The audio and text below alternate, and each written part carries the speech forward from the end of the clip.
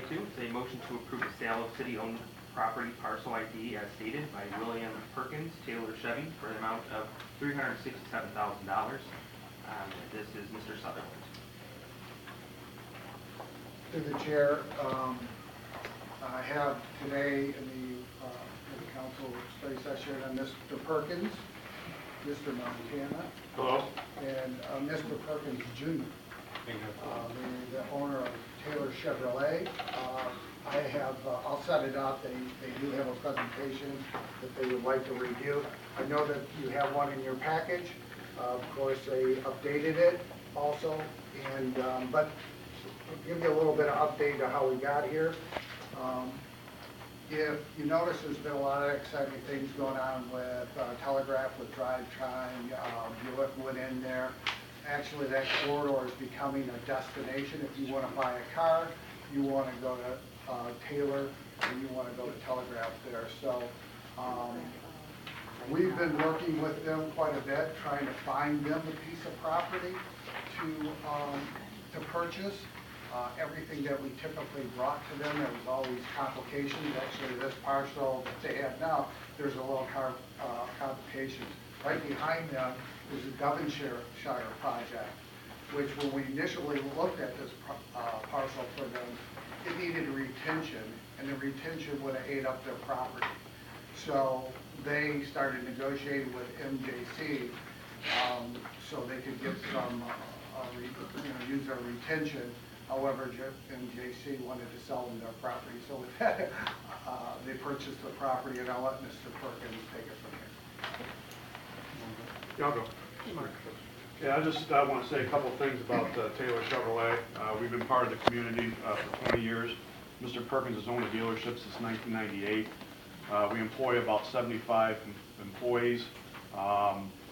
With our expansion, we're hoping to add about another 25. Currently, there's about 21 employees that we employ that live in the city of Taylor.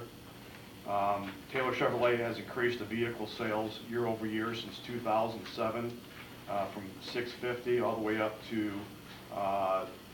2,690 units in 2017.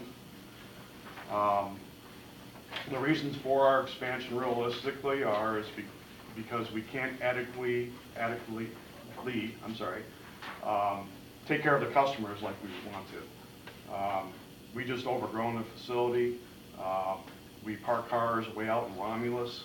It takes about 20 minutes to get those cars back to the dealership so we can show our customers. Service, we're backed up about 6 to 8 weeks. So we need this expansion. That's why we're here today.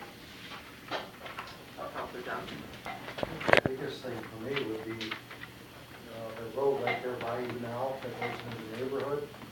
This is going to help fix that. Where we had issues with parking, from customers. Oh, right on the side street there? Yeah, Oh, yeah. Side street. This is going to help it tremendously. Well, that's just the start of it. I mean, there's all different kinds of things that we deal with day to day. We have cars parked on highways, and we have a big problem with lot damage.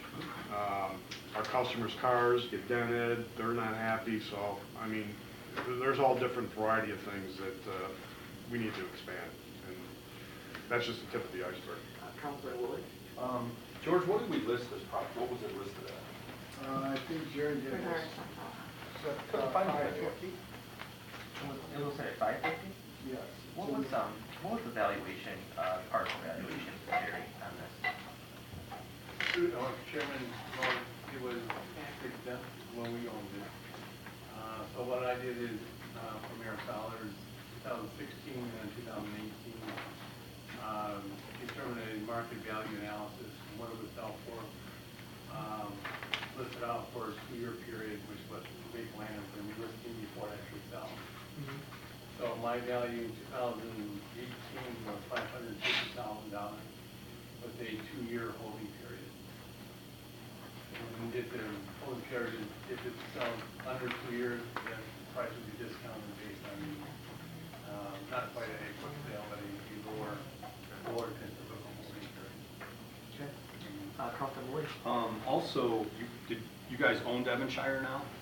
We're in the process of buying. Okay, Mr. Perkins and that's purchased the, it. if I think I know where we're at. We're over there where those We're right condos across are in the the street. back, you know? Yes. Right, In okay. between Moran and the Taylor Ford store. Okay. And we're trying to go all the way back to the golf course because This we is the have front part. approximately, This is the Devonshire. I would say 500 cars out by the airport.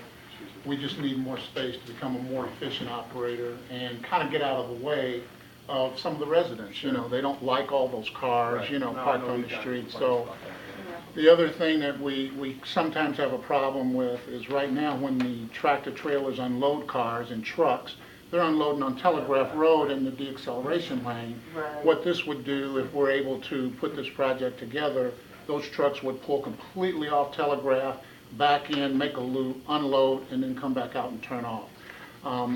It's created a lot of problems, and we want to become a more efficient operator. The destination thing that Mr. Sutherland mentioned, I think it would be a beautification thing for the city of Taylor. You've got two very large successful dealerships and you've got this parcel in between. Now that would be taken up and you would have actually a real destination. You would have Ford, you'd have Chevrolet, Buick GMC, and the Harley Davidson dealership all right there in a row. Now, that road would cease to exist at that point, right? If on purchase, we would not be maintaining that road or anything, correct? It's a private drive, Oh, sorry. That's- Councilman Katz? So this is your new and used vehicles, you're gonna move all of it over? No, Okay, what is it? that- what we're going to create is a reconditioning center. We need a reconditioning center. When new cars come off the trucks, they have to be tested before they're sold to the public. What we're going to do is we have like a building up front. You've got some renderings there. Let me show you one. Where's that first one? Mark? Yeah, we plan on putting our pre-owned operation across the street. Our existing pre-owned operation is technically, it was a garage at one time. We want to turn that into a quick lube and alleviate our service drive from the quick lubes. And also move some of our used car reconditioning to the 10-bay facility across the street. That way, it allow us to hire more technicians and we can get customers' cars in and out quicker. I mean, for a customer to wait 6 to 8 weeks for their car to get fixed is absolutely ridiculous. The quick lube would And it's be- real frustrating for us. We want to satisfy customers. The quick lube would be part of the maintenance process, you know, of your facility, correct? Yes, Okay. yes. It would be on the presently We have owned quite a property few, towards the south end of it. But Right. we've just outgrown the facility. We've grown so much here in Taylor. We've been here for 20 years and we like it here. It's a good community. We do a lot of good business here. We have a lot of satisfied customers and we want to continue that. But the problem that we're having, we've outgrown it. Councilman Randall? Will this help you also as far as storage of your new vehicles that come in that you're having a problem finding a location for? Is that pretty much what you're trying to incorporate here with everything else you got going? Everything would be located on the new pieces of Okay. property. That would be all the storage, all the cars. It would cut down on a Yeah. lot of, Good. congestion and things like Yeah, that. currently, we're on the other side of the airport, so it's 20 minutes there, 20 Right. minutes back. Yeah, In the meantime, customers sitting there waiting to test drive for the new car and, it just, not good. It's not good business. Employee lot, is that what it- Yeah, we've been attempting to do this for the last 5 years. We've worked with George. George hadn't been here 5 years, I don't think, but we've worked with the mayor. And we've been attempting to do this, and every parcel we found, it created a problem. It either wasn't close enough or it wasn't conducive to what we really wanted to do. So when we looked at across the street, we said if we could acquire both pieces of property, it would solve a lot of problems, and that's what we're attempting to do. Councilman Wood? That's another question that I wanted to ask is if you can't get the property behind it, you're still planning on going with what we're seeing here, correct? Well, it would be a little hard to do that because like Mr. Sutherland pointed out, we really don't have enough room to do that because the MJC property takes up about a third of that property that you see up Okay, so front. these diagrams are part of that property? Correct. Well, did you see the layout? You Yeah, I have- was looking at the boxes and all that, Yeah. and I thought that was in R where it says, So we have- City of Taylor property. we have a signed agreement with MJC to purchase that property. Okay. Yeah, we're Okay, so working it on is both in the parcels at the process. same Yes. time. We're just So going we're through the our due second part of the diligence of process. environmental and everything else at this point. Okay. Any other questions from Councilman Bedard? Sir, you were negotiating the sale price on this transaction, Yes, I will. and did we start at 550, is that what I heard Larry say? And yes, to the chair. Yes, sir. This was their final offer.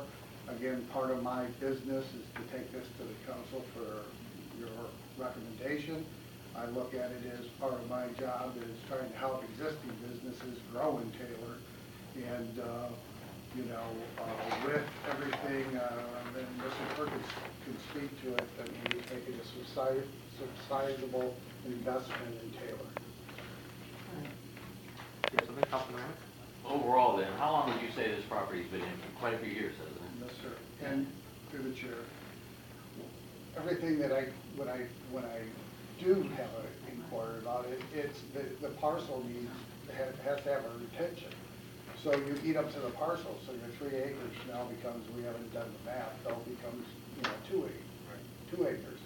So that's usually why everybody kind of walks away. We've put them in contact with MJC, and it was hopefully that they could maybe work out a deal with them to help them with the retention, but MJC really wanted to sell the parcel, and then their aspirations were, okay, we're gonna go bigger then, we're gonna move our whole facility over here, we can make this deal happen. Good. Any other questions from council on this item? Yes, Mr. Mayor. Just some background. This deal is somewhat complicated because of the combined purchase. We have spent a lot of time on this. This deal really is dependent on both parcels, correct, Mr. Perkins? I mean, Yes. the deal needs to happen for both. There's two victories in it for us. Obviously, selling the property and we don't have to maintain it anymore. You put it back on the tax rolls. But also, back when that Devonshire subdivision was approved, there was some really complicated language that gives them some rights to the golf course in terms of connectivity, in terms of accessibility, in terms of a lot of things that we're really uncomfortable with. Obviously, a car dealership does not need that, so that would not be anything that, that we would have to deal with going forward.